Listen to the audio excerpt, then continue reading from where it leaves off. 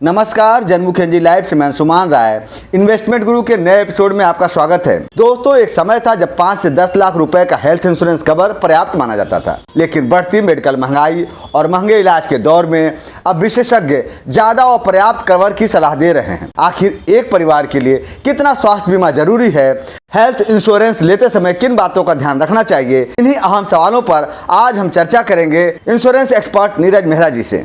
आज के समय में स्वास्थ्य बीमा इतना जरूरी क्यों हो गया? आज की डेट में हेल्थ इंश्योरेंस बहुत जरूरी है। इसके बिना जिंदगी अधूरी है, क्योंकि एक बीमारी आने से पूरा घर बर्बाद हो जाता है। आपकी लाखों रुपए की सेविंग 1 मिनट के अंदर स्वाहा हो जाती है, क्योंकि हॉस्पिटल आज आप वहां पहुंचते हैं तो आपके लाखों रुपए के बिल बनते हैं, जहां पर आपकी सेविंग टूटेगी या आपको कर्ज लेना पड़ेगा। इसलिए हेल्थ इंश्योरेंस बहुत जरूरी है। क्या 5-10 लाख रुपए का हेल्थ कवर अब पर्याप्त नहीं माना जा सकता है?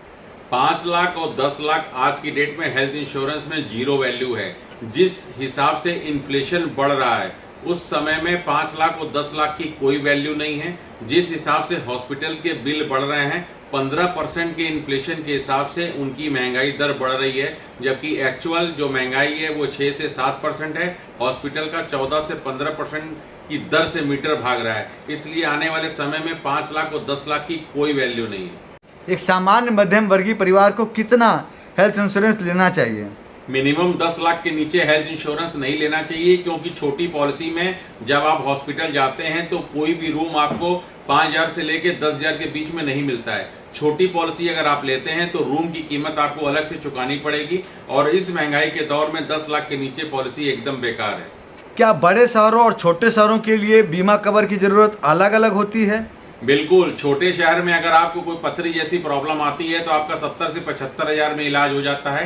वही बड़े शहर में अगर आप जाते हैं तो यही कीमत 1.5 से 2 लाख रुपए हो जाती है। इसलिए अगर आपको बड़े शहर के हिसाब से बनारस में रह के मेट्रो सिटी में इलाज कराना है तो कम से कम आपकी पॉलिसी 25 लाख रुपए की होनी चाहिए। 10 लाख रुपए की कोई वैल्यू नहीं है। सुपर टॉप अप प्लान क्या है और यह कैसे फायदा पहुंचाता है? टॉप अप पॉलिसी का मतलब होता है कोई भी आपकी जो बेस पॉलिसी 10 लाख 15 लाख की चल रही थी, अगर कोई बड़ी बीमारी आती है तो वो हमारा बहुत बड़ा सपोर्ट करती है। भगवान के रूप में वो पॉलिसी, अवतार के रूप में वो पॉलिसी आपको काम करती है। अभी मैंने किसी की पॉलिसी की थी 15 लाख रुपए की, उनको लीवर की प्रॉब्लम आई, जिनका बोनस लेके 30 लाख की पॉलिसी हुई थी, उनका 65 लाख रुपया खर्चा हुआ। बाकी की रेस्ट अमाउंट जो पेमेंट हुआ वो टॉप अप पॉलिसी से हुआ। टॉप अप पॉलिसी अगर आपकी उम्र 36 से 45 के बीच में है तो मात्र 8-8.5 हजार रुपए में आपको 2 अडल्ट 2 चाइल्ड पे मिल जाती है, जो आपको कभी भी किसी भी गंभीर बीमारी में बहुत बड़ा सपोर्ट करती है। इसलिए प्रत्येक व्यक्ति के पास टॉप अप पॉलिसी अवश्य होनी चाहिए। हेल्थ इंश्योरेंस लेते समय सबसे बड़ी गलती लोग कौन सी करते हैं? हेल्थ इंश्योरेंस लेते वक्त सबसे बड़ी जो गलती होती है, एडवाइजर का चयन। किसी भी व्यक्ति से पॉलिसी को ले लेना या ऑनलाइन देख के पॉलिसी को ले लेना, वो सबसे बड़ी गलती होती है। जब आपको प्रॉब्लम आती है तो वो व्यक्ति या तो कंपनी छोड़ चुका होता है या उसका अपना कोई ऑफिस नहीं होता जहां आप उसको अप्रोच कर पाए। कभी भी पॉलिसी आपको लेना है तो एक दमदार एडवाइजर से लीजिए, जिसका इस फील्ड में 10, 15 साल, 25 साल का एक्सपीरियंस हो, जिसकी कंपनी में पैठ हो, दमदार एडवाइजर हो, जो किसी भी मुसीबत में आपके साथ सदैव खड़ा रहे। इसीलिए आपको किसी भी दमदार एडवाइजर से पॉलिसी लेनी चाहिए। ऑनलाइन पॉलिसी अगर आप ले रहे हैं तो कभी भी आपको कोई सपोर्ट नहीं मिलेगा। कैशलेस और रिम्बर्समेंट क्लेम में क्या अंतर है? अगर आपने पॉलिसी ली है तो जो भी इंश्योरेंस की कंपनी की पॉलिसी हम लोग बेचते हैं उसमें 14 से 15 हजार कैशलेस हॉस्पिटल होते हैं, जहां पर आपको एक पैसा नहीं देना है, प्री अप्रूवल तक आ जाता है। अगर आपकी कोई सर्जरी प्लान है 2 दिन के बाद तो आज ही आपको प्री अप्रूवल मिल जाएगा। डिस्चार्ज होने के बाद 1 से सवा घंटे के अंदर फाइनल अप्रूवल आ जाता है। और आप किसी ऐसे हॉस्पिटल में जाते हैं जहां पे कैशलेस टाई अप नहीं है, वहां पे आपको पहले पैसा खर्च करना पड़ेगा, उसके बाद रिम्बर्समेंट आएगा। जैसे आप बनारस में रह के दिल्ली इलाज कराते हैं तो रिम्बर्समेंट के लिए अगर कोई भी पेपर कम हुआ तो आपको दोबारा दिल्ली जाना पड़ सकता है। इसलिए आप कोशिश करिए कि कैशलेस में जाएं, और रिम्बर्समेंट में जाते हैं तो पूरी फॉर्मेलिटी करके आपको कंपनी में सारे पेपर, अपना पैन कार्ड, आधार कार्ड और कैंसिल चेक लगाना होता है। 1 हफ्ते से लेके 15 दिन के अंदर आपका क्लेम सेटल हो जाता है। लेकिन अगर आप रिम्बर्समेंट में जाते हैं तो कंपनी कोई भी पेपर मांग सकती है और उस समय आपको वो पेपर उपलब्ध कराना पड़ेगा। और अगर आप कैशलेस में जाते हैं तो कंपनी कोई भी क्वेरी लगाती है तो हॉस्पिटल में जब आप रहते हैं तो हॉस्पिटल तुरंत उस क्वेरी का जवाब लगाता है, जिसमें आपका कैशलेस सेटलमेंट बहुत जल्दी हो जाता है। प्रयास आपको ये करना है कि कभी भी कोई क्लेम आए तो आपको कैशलेस में जाना है, रिइंबर्समेंट से दूर रहना है। बीमा पॉलिसी में वेटिंग पीरियड और एक्सक्लूजन को समझना कितना जरूरी है? आप कोई भी पॉलिसी खरीदें उसका चयन बहुत ही गंभीरता पूर्वक करें, अपने एडवाइजर से बैठकर पूरा डिस्कस करें उस पॉलिसी की क्या वैल्यू है, आने वाले समय में वो क्या आपको सपोर्ट कर पाएगी, किन किन बीमारियों का कवरेज आपको 2 साल तक नहीं मिलेगा, किस बीमारी का कवरेज आपको 30 दिन तक नहीं मिलेगा और किन बीमारियों का कवरेज आपको 3 साल तक नहीं मिलेगा। तो प्री एग्जिस्टिंग डिजीज जो होती है वो 3 साल तक काम नहीं करती है। जैसे आपको बीपी है, आपको शुगर है, आपको थायराइड है या किसी भी प्रकार की आपको पहले से प्रॉब्लम हुई है तो वो 3 साल तक कवरेज नहीं करेगा, उसको बोलते हैं प्री एग्जिस्टिंग डिजीज। और 2 साल तक जो बीमारियां होती हैं वो किसी भी हेल्थ इंश्योरेंस में लेने के बाद कवर्ड नहीं होती हैं। उसके प्रमुख नाम हैं जैसे मोतियाबिंद हो गया, गॉल ब्लैडर में स्टोन हो गया, किडनी में स्टोन हो गया, हाइड्रोसील हो गया, पथरी हो गई, गॉल ब्लैडर में स्टोन हो चाहे किडनी में स्टोन हो या वेरिकोस वेन हो गया, लेडीज में यूट्रस से रिलेटेड कोई भी कॉम्प्लिकेशन हो गया, अगले 2 साल तक आपको इसका कवरेज नहीं मिलेगा। इसलिए जल्द से जल्द पॉलिसी लें। आने वाले समय में ये एक वास्तविक चीजें हैं जो उम्र के साथ सबको होंगी और आपका तब कवर रहेगा।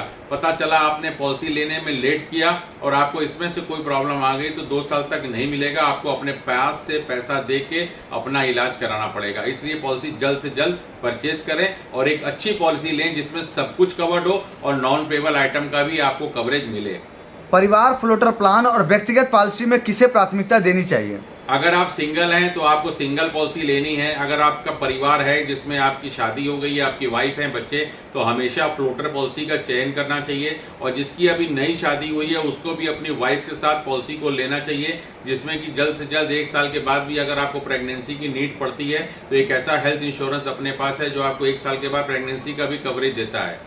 और दूसरी बात, अगर आप सिंगल हैं तो आपने पॉलिसी ले लिया, जैसे ही आपकी शादी होती है, एंगेजमेंट होती है, आप अपने स्पाउस को ऐड करते हैं तो आपको 1 साल के बाद प्रेगनेंसी का फायदा मिलेगा। इसलिए हमेशा अगर आप सिंगल हैं तो सिंगल पॉलिसी लीजिए, और अगर आप मैरिड हैं और अपने मदर फादर को अपने साथ ऐड करना चाहते हैं तो आप ऐसी पॉलिसी लीजिए जिसमें आप, आपकी पत्नी और आपके माता पिता भी कवर्ड हो। फ्लोटर पॉलिसी में आप अपने माता पिता और सास ससुर को भी ऐड कर सकते हैं, जिसमें प्रीमियम बहुत ही कम आता है और आपकी पूरा परिवार एक पॉलिसी के नीचे, एक छत के नीचे कवर हो जाता है। तो नीरज जी, इसका मतलब यह है कि बढ़ते इलाज खर्चों के बीच 25 से 50 लाख रुपए का कवर अब नई जरूरत बन चुका है।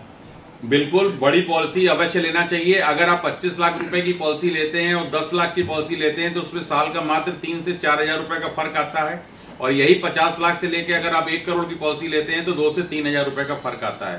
तो बड़ी पॉलिसी लेने से क्या फायदा होता है कि अगर आपने कोई भी पॉलिसी 50 लाख के ऊपर 75 लाख या 1 करोड़ की लिया तो उसमें सूट रूम अलाउ होगा जो आपकी स्टेटस के हिसाब से आपको सूट करेगा। उसमें एयर एम्बुलेंस 10 लाख रुपए तक की कवर रहेगी, यानी कि आने वाले समय में 10 से 15 साल के अंदर जो भी महंगाई दर बढ़ रही है आपको 1 करोड़ रुपए की पॉलिसी बहुत बड़ा सपोर्ट करेगा। फीचर्स बढ़ जाएंगे, एवरी ईयर हेल्थ चेकअप आप 15,000 रुपए का ले सकते हैं फैमिली के हिसाब से। मतलब पॉलिसी बहुत ही शानदार और अद्भुत होगी। और अगर आप साल की बजट देखेंगे तो 25 लाख और 50 लाख और 1 करोड़ के अंदर मात्र 4 से 5 हजार रुपए का फर्क आएगा। उतना पैसा आपको हेल्थ इंश्योरेंस के चेकअप से रिकवर हो जाएगा। आपकी पॉलिसी अपग्रेड होगी, जहां 10 लाख रुपए तक का एयर लिफ्ट ले सकते हैं, स्वीट रूम ले सकते हैं, बहुत उसके जबरदस्त फायदे हैं। तो जब भी आप चयन करें, क्योंकि आदमी आज की डेट में अपने ऊपर बहुत पैसा खर्च कर रहा है और हेल्थ इंश्योरेंस में कंजूसी करता है।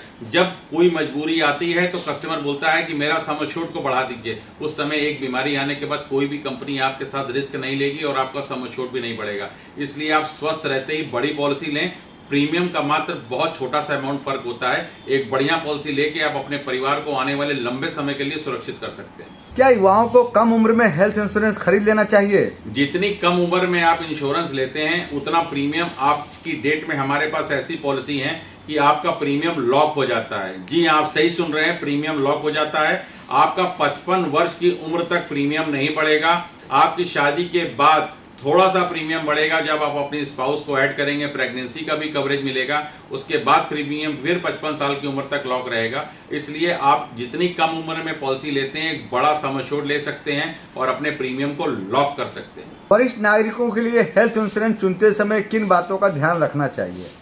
अब हेल्थ इंश्योरेंस में ऐसी गाइडलाइन आ गई है कि आप अपने माता पिता की उम्र 70 साल हो, 75 साल हो, 80 साल हो, 85 साल हो, 90 साल हो, कोई भी पाबंदी नहीं है। आप प्रीमियम पे करके अपने माता पिता की पॉलिसी को ले सकते हैं। और अगर आपको प्रीमियम महंगा लग रहा है तो आप 1 लाख रुपए की डिफाइंड लिमिट के साथ पॉलिसी ले सकते हैं। यानी कि अगर माता पिता के ऊपर कोई भी अगर 10 लाख का क्लेम आता है तो पहला 50,000 या 1 लाख रुपया आपको अपने पास से देना है, उसके बाद का 10 लाख रुपया कंपनी देगी। तो प्रीमियम चयन करते वक्त ये प्रीमियम बहुत कम हो जाता है। तो आप माता पिता की किसी भी उम्र में आप पॉलिसी ले सकते हैं। अगर उनको कोई प्री एग्जिस्टिंग डिजीज है तो कंपनी आपको देगी।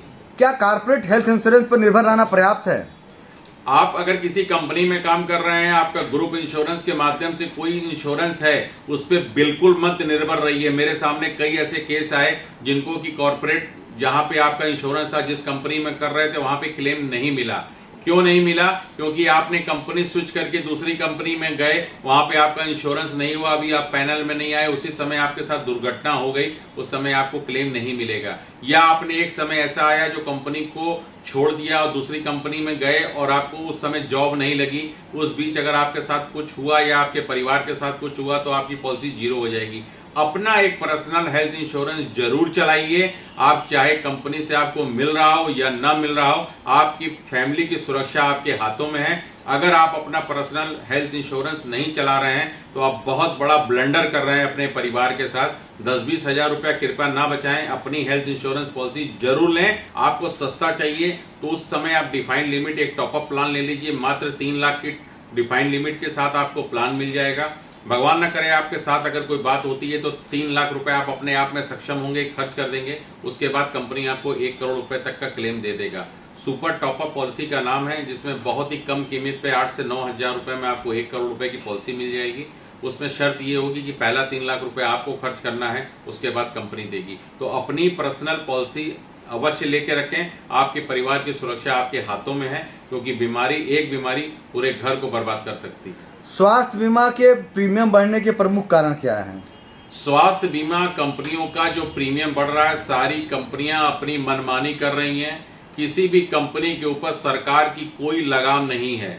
जब से जीएसटी घटा है, सारी हेल्थ इंश्योरेंस कंपनियों ने दूसरे तरीके से प्रीमियम को बढ़ा दिया है और जो जीएसटी कस्टमर पेड करता था उसका कोई असर नहीं पड़ा। और उल्टा जो एडवाइजर पॉलिसी कर रहा था उस एडवाइजर के ऊपर जीएसटी नहीं लगती थी, अब उसकी कमीशन के ऊपर 18% कंपनियों ने जीएसटी लगा दिया है। तो ये कंपनी की मनमानी है, रंगदारी है। इसके ऊपर किसी भी प्रकार का सरकार की लगाम नहीं है। ये लगाम लगनी बहुत जरूरी है। कस्टमर के ऊपर हेल्थ इंश्योरेंस का बोझ बढ़ता जा रहा है। एक तो उसका एज ब्रैकेट जब बढ़ रहा है तो प्रीमियम बढ़ रहा है। दूसरा, कंपनियों की दादागिरी ये हो रही है कि अगर आपने पिछले साल अगर कोई बड़ा क्लेम ले लिया, चाहे आपको लीवर का चाहे हार्ट का, तो अगर आपने कोई 4 लाख 5 लाख का क्लेम ले लिया तो अगर आपका पिछला प्रीमियम 38,000 था तो सीधे उठा के 53,000 कर देते हैं। तो कंपनी की दादागिरी भी चल रही है, इस पर सरकार को रोक लगाना चाहिए। हमने अगर 10 साल पॉलिसी चलाई और मेरा कोई 10 साल में एक क्लेम आया तो क्या इसका मतलब मेरा अगले साल प्रीमियम बढ़ जाएगा? तो ये दादागिरी इनकी कायम है। इस पे सरकार से मैं रिक्वेस्ट करता हूं कि इस पे लगाम लगाएं और उम्र का जो ब्रैकेट है उसकी वजह से प्रीमियम बढ़ता है। तो हेल्थ इंश्योरेंस अगर आपको चलाना है तो ये आपकी मजबूरी है, प्रीमियम बढ़ेगा और आपको देना पड़ेगा। अगर आप नहीं देते हैं और आपको कोई हेल्थ इश्यू आ चुका है तो कहीं भी आपकी पॉलिसी पोर्ट भी नहीं होगी और आपको जो इस कंपनी में दोबारा आप आएंगे तो ये कंपनी भी आपको दोबारा नहीं देगी। इसलिए आपकी मजबूरी बन चुकी है। इसलिए सरकार के हाथ में ये है कि इस कंपनियों पे लगाम लगाया जाए कि क्लेम आने की वजह से नेक्स्ट ईयर ये प्रीमियम ना बढ़ाए। क्या हर साल पॉलिसी की समीक्षा और कवर बढ़ाना जरूरी है? हर साल नहीं तो कम से कम 2 से 3 वर्षों के बाद अपनी पॉलिसी की समीक्षा करना बहुत जरूरी है। अगर उसी कंपनी में कोई पॉलिसी अपग्रेड वर्जन आया है तो उसमें आपको कन्वर्ट कर लेना चाहिए। 1,000-2,000 रुपए का मुंह नहीं देखना चाहिए। फीचर्स के साथ आपको अपग्रेड करना चाहिए। जैसे स्टार हेल्थ में फैमिली हेल्थ ऑप्टिमा पॉलिसी थी, उसमें रिबोटिक सर्जरी कवर्ड नहीं है, उसके अंदर आयुर्वेदिक का कवर्ड नहीं है। उसके बाद लेटेस्ट पॉलिसी आई स्टार की एश्योर पॉलिसी, उससे अपग्रेड वर्जन आया है। अब उसके बाद एक पॉलिसी और आ गई है सुपर स्टार, वो सबसे अपग्रेड वर्जन है। तो आपको कम से कम 3 साल के बाद अपनी पॉलिसी की समीक्षा करनी चाहिए। अगर आपको कोई क्लेम नहीं हुआ है तो अपनी पॉलिसी को अवश्य अपग्रेड कर देना चाहिए। अगर कोई बड़ा क्लेम हो गया तो कंपनी आपको अपग्रेड नहीं करने देगी। इसलिए स्वस्थ रहते ही अपनी पॉलिसी को हर 2 से 3 साल के बाद अपग्रेड करते रहें। जैसे आप लोग 5 साल के बाद अपनी अपनी गाड़ी को, अपनी कार को चेंज कर देते हैं और 1 साल के बाद मोबाइल को चेंज कर देते हैं, उसी तरह आपको 2 से 3 साल के बाद अपनी पॉलिसी को अपग्रेड करना बहुत जरूरी है। हेल्थ इंश्योरेंस में जीएसटी का प्रीमियम पर कितना प्रभाव पड़ता है? कोई प्रभाव नहीं पड़ा। सारी कंपनियों ने रंगदारी से अपने प्रीमियम को रिवाइज कर दिया है, बल्कि जो जीएसटी लगता था उसके ऊपर प्रीमियम चला गया है। जिनके क्लेम थे उसके भी प्रीमियम बढ़ा दिया, जिनका क्लेम नहीं था उसका भी प्रीमियम बढ़ा दिया, एड ऑन करके कुछ प्रीमियम बढ़ा दिया, और उल्टा इन्होंने एडवाइजर के ऊपर टैक्स भी लगा दिया है। जीएसटी का किसी भी कस्टमर को कोई फायदा नहीं हुआ है। आने वाले समय में कंपनियां मनमानी करती रहेंगी और अपने प्रीमियम को बढ़ाती रहेंगी। गंभीर बीमारियों के इलाज के लिए अलग कवर लेना चाहिए या नहीं? अलग से कोई कवर नहीं लेनी चाहिए। आपको एक बड़ा सम एश्योर्ड रखना चाहिए। सारी पॉलिसी में सब कुछ कवर्ड होता है। हार्ट, ब्रेन, कैंसर, किसी भी प्रकार की गंभीर बीमारी अगर आपके पास बड़ी पॉलिसी है तो आप लड़ने के लिए तैयार रह सकते हैं। और अगर फाइनेंशियली आप मजबूत नहीं है और आपके पास हेल्थ इंश्योरेंस नहीं है तो आदमी पैसे की वजह से जान चली जाती है। अगर आपके पास बड़ा सम एश्योर्ड है, यानी कि 50 लाख 1 करोड़ की पॉलिसी है, तो उसको आपको अलग से कोई राइडर वाली पॉलिसी नहीं लेनी चाहिए। एक नॉर्मल पॉलिसी लीजिए जिसका सम एश्योर्ड बड़ा हो। स्वास्थ्य बीमा लेते समय टीपीए और नेटवर्क अस्पतालों की भूमिका कितनी महत्वपूर्ण है? स्वास्थ्य बीमा लेने के बाद अगर आप हॉस्पिटल में जाते हैं तो वहां सबसे पहले आपको टीपीए में एक फॉर्म भर के भेजना होता है। डॉक्टर क्या डायग्नोज हुआ, डायग्नोज बनाकर भेजता है। अगर कोई कंपनी को पता लगता है कि आपकी ये बीमारी का कवरेज आपको नहीं मिलेगा, 2 साल के अंदर आपने क्लेम कर दिया, तो कंपनियां तुरंत इसको रिजेक्ट कर देती हैं। तो अगर आपने हेल्थ इंश्योरेंस लिया है तो अपने एडवाइजर से मिलके एक बार हॉस्पिटल की तरफ जाएं कि आपको इस बीमारी का कवरेज कैसे मिलेगा। अपने एडवाइजर का पूरा सपोर्ट लें, आपको कोई भी किसी भी प्रकार की दिक्कत नहीं होगी। और हमेशा एक दमदार एडवाइजर से पॉलिसी लें कि आपको गाइडलाइन करे कि आपका क्लेम पहली बार में अप्रूव हो जाए। यदि किसी व्यक्ति के पास अभी तक हेल्थ इंश्योरेंस नहीं है तो उसे शुरुआत कैसे करनी चाहिए? अगर किसी के पास हेल्थ इंश्योरेंस नहीं है तो उसको तत्काल 5 से 10 लाख रुपए के बीच का कोई भी हेल्थ इंश्योरेंस अवश्य लेके रखना चाहिए और धीरे धीरे जैसे इनकम बढ़े अपने हेल्थ इंश्योरेंस को इंक्रीज करना चाहिए। हेल्थ इंश्योरेंस में अस्पतालों की क्या भूमिका है? इस समय हेल्थ इंश्योरेंस में जो अस्पताल की भूमिका है बहुत ही गंभीर है। किसी भी प्रकार की बीमारी में अगर आप डॉक्टर को दिखाने जा रहे हैं, जहां पे आपका काम 1800 रुपए में हो सकता था, वहां पे अस्पताल का डॉक्टर आपको बोलता है एडमिट हो जाइए, और एडमिट होके लाखों रुपए तक का बिल बना दे रहा है, जबकि आपको एडमिट होने की जरूरत नहीं थी। तो हॉस्पिटल में एडमिट होने से पहले आप कम से कम 2 से 3 डॉक्टरों का ओपिनियन लीजिए। सारी ब्लड की रिपोर्ट होनी चाहिए, आपके अंदर कोई प्रॉब्लम होनी चाहिए। सारी रिपोर्ट अगर नॉर्मल आती है तो कोई भी कंपनी आपको कैशलेस अप्रूव नहीं करेगी, और रिम्बर्समेंट के लिए भी अगर आप जाते हैं और आपकी रिपोर्ट नॉर्मल थी तो भी आपको क्लेम नहीं मिलेगा। इसलिए हॉस्पिटल में जाने के पहले आप कम से कम 2 से 3 डॉक्टरों की सलाह माने, उसके बाद ही एडमिट हो। अगर आप अपनी मर्जी से एडमिट होते हैं या किसी भी डॉक्टर के कहने से एडमिट होते हैं तो आपको अपने पास से लाखों रुपए का भुगतान करना पड़ सकता है। हॉस्पिटल आपसे पैसा लेके ही आपको छोड़ेगा। इसलिए जाने से पहले सोचे समझे तब एडमिट हो, वरना आप एडमिट बिल्कुल ना हो। आपका इलाज घर में ओपीडी की दवा खा के हो सकता है।